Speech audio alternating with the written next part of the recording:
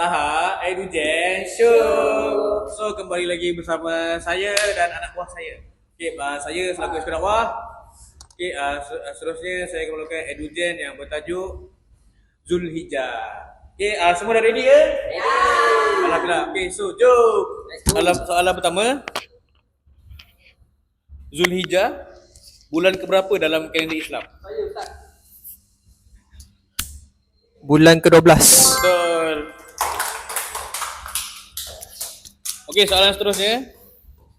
Apa nama hari pada 9 Zulhijjah yang sunat kita puasa? Puasa Arafah. Betul. Okey, soalan yang ketiga. Ibadah korban buat untuk ingati kisah Nabi Ibrahim. Ya, betul. Bila waktu mula boleh sembelih haiwan korban? Waktu selepas solat Aidil Adha. Betul. Okey, soalan yang kelima. Apakah hukum buat ibadah korban kalau mampu? Kena makan. Betul.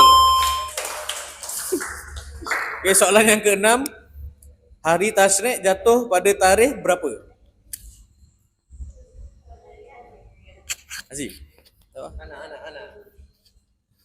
Pada tarikh 12, 13, 11, 12, 13. Maafkan saya. Betul. Okey, soalan yang terakhir. Apakah perkara yang diharam buat pada hari Tasyrik?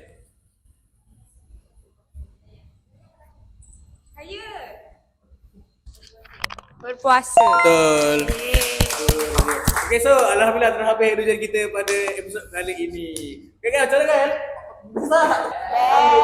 Okey, alhamdulillah. Okey, kalau korang nak tunggu, kalau nak tengok episod seterusnya, stay tune. So, selahkan kepintaran, luaskan pengetahuan.